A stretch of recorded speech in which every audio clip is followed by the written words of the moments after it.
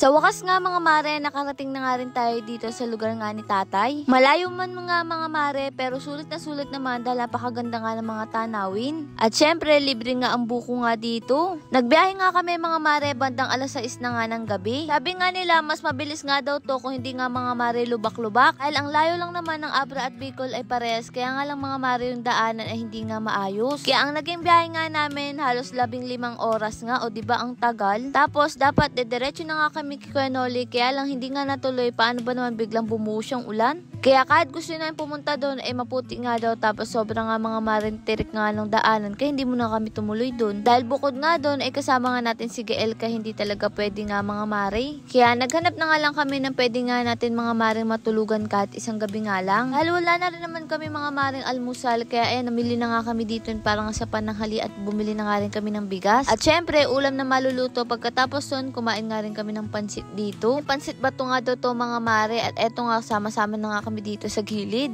Pagkarating nga namin dito mga mare, eto nga si Kuya Noli nagsain na nga rin sa rice cooker. At habang abala nga sila dyan, pinaliguan ko na nga rin si Gael dahil init na nga rin. Pinasubok ko na nga rin siya dito mga mare sa swimming pool at tuwang-tuwa naman nga. Pagkatapos ko naman nga asikasuin si Gael, eto inasikaso ko na nga rin yung mauulam nga natin. Ngayon nga lang ako makakapagluto nga ng tuna na sinigang. Nakulaan ko nga lang yung tubig na may sibuyas at kamatis. May mga kasama nga tayong bata, kaya etong si Ran bumili nga ng isang hotdog. At eto nga ang gagamitin nga natin, Jolly Claro cooking oil. At habang nag-aasikaso nga siya dyan, eto naman inaasikaso ko na nga yung niluluto ko. Habang nagluluto kami dyan ni Ran, nakita ko naman nga itong sila mama, ayan, tamang kwentuhan nga lang. Basta mga chismis, nagkakasundo yan si mama sa si tatay. Tapos eto nga si tatay, daig pa nga tayo, may baon nga siya mga maring barley juice. Eto na nga yung lagi niya nga mga maring iniinom nga ngayon. Dahil kahit naman saan to, ay pwede nga dalhin, kaya lang nakakalimutan nga namin ni Ran. Pero nga si tatay, aba, hindi niya nga nakalimutan yung barley niya. Natuwa nga rin kami, so nag-recommend nga ng lugar nga natin ngayon. Nabasa ko nga lang to sa comment section, kaya maraming salamat dahil napakaganda nga ng lugar, dahil yung likod nga ay talagang maaliwalas. Dito nga ito sa Residencia de Botiño. Kaya kung balak nyo nga rin mamasyal sa Bicol, ay pwedeng-pwede nga dito mga mare, talagang maaliwalas siya at napakalawak. Tapos ang babait nga din nila. Etong siran nga mga mare, tamang kanta nga lang dito at nakikisingit nga lang kasi nahihiya ako. Sobrang mayayain ko mga mare sa mic. At eto, kumain na nga rin kami ng pananghalian. Nauna na nga rin kami mga mare kasi sila mamaya pa nga daw kakain. Etong si Baby Gael nga natin, gustong-gusto na nga mga mare kumain.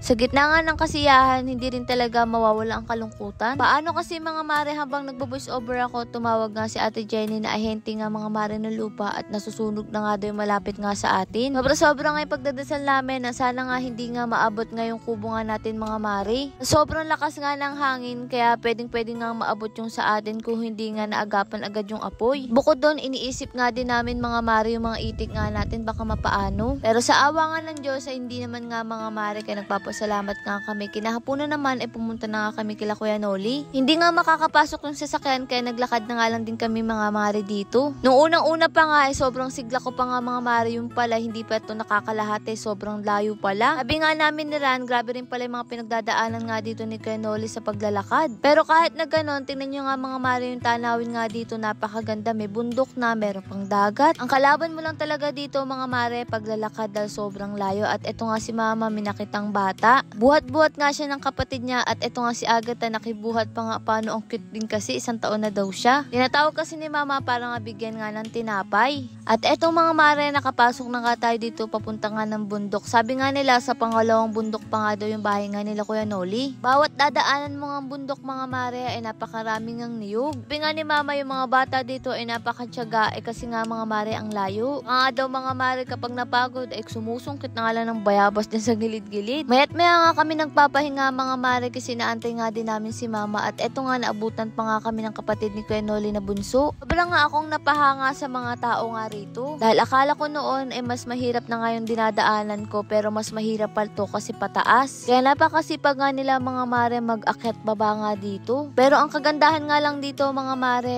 meron nga sila kanilang kuryente. Kaya naman okay na okay pa nga rin. Lakaran lang talaga ang magpapahirap sa'yo dito sa Kadaw Tubig. O siya, ako na nga ang mag-welcome sa sarili nga natin mga mare. Welcome nga sa bahay nila Kuya Noli. Sakto naman, nandito nga si Tito na tatay nga ni Kuya Noli. Tingnan nyo naman, kamukhang nga ni Kuya Noli at ni tatay. Eto naman nga si Tita na nanay nga ni Kuya Noli. Payak na payak lang din talaga ang pamumuhay nga nila dito. Pero sagana nga sila sa mga pananim, mga alagang hayop. Aba syempre, nandito na rin tayo. Etong si Kuya Noli, pinatikman nga kami dito ng buko nila. Sa nga sa nakakatuwa nga sa hagdan nila mga mare, hindi talaga literal na hagdan, gawa nga lang sa kawayan. O diba, walang manghihiram kasi marami ditong kawayan na pwede nga nilang gawin. Sinusungkit nga lang daw kasi nila to. At kumuha na nga rin sila mga mare na pangwalis. O diba mga mare, sa dami ba naman dito ng mga puno ng niyog ay pwede ka nga rin gumawa ng walis. Kung siguro nga andito nga tayo, baka nga si mama gawa ng walis dahil libre lang. At eto nga si Ate Joy, ayan, nakibalat na nga rin siya dito ng buko. Napakasagana nga nila mga mare dito. At eto nga may tuba pa nga, fresh na fresh. Nito pala yung pamumuhay nga nila Kuya Noli dito. Nakakatuwa din naman, nakapunta nga tayo dito sa kanila, lalo na si tatay. Nabasa nga ako sa comment section bakit nga daw hindi sinama sila tita. Sila nga daw yung mga taga Bicol. Si Tita Ligaya nga mga mare, hindi siya sumama dahil sobrang ang init. Ano na nga si tita mga mare, hindi talaga pwede dito dahil napakahirap nga ng daan pataas. Dahil si mama nga na medyo malakas-lakas pa ay talagang hirap na hirap umakyat. Ano pa kaya si tita nga mga mare? O siya, at nabitin nga dito mga mare, kaya naman umakyat pa nga itong si Kuya Noli. Nung mga oras nga na yan, tamang biruan nga lang din kami niya nila Kuya Noli. Hindi nga rin namin alam kung sasama pa nga sa atin si Kuya Noli mga mare. Malalaman nga natin yon pag uwi nga natin. Kung napapansin nyo nga, hindi nga natin kasama si Gael. Si Inang na nga lang ang nag-alaga kasi hindi naman sila sumama. Etong si mama nung nalaman nga mga mare na hindi ko na nga isasama si Gael, abay gusto na rin magpaiwan. Biko wag na, sumama na nga siya para ma-enjoy niya nga rin dito mga mare. At eto nga, kumuha nga sila ng pili dito sa puno. At eto nga pinagkuhanan nga nila mga mare ay kila Kuya Noli nga rin ito. Yung mga oras nga na to, ay tinan nyo naman si Kuya Noli, matinong matino pa. Kumbaga ay wala pang kaluluwa ng kalasingan. At eto nga sila mga mare, akala ko tutunggain nga yung suka. At sa wakas nga, nagkita-kita na nga rin kami dito magpipinsan. Bagamat hindi nga namin kilala ang isa't isa mga mare, pero ayun nga at nagkasama-sama ay masaya rin naman. Nagbigay nga lang ako ng kahit koonti nga mga mare dito, pero babalik pa rin naman kasi kami kinabukasan. Ito nga si Kuya Richard ay nangapo't may tama na nga po ng alak. Tuba nga yung iniinom nga nila. At eto nga mga mare, marami mga bata dito. Nagpaparte-parte nga namin yung tigbe-benting buo, 10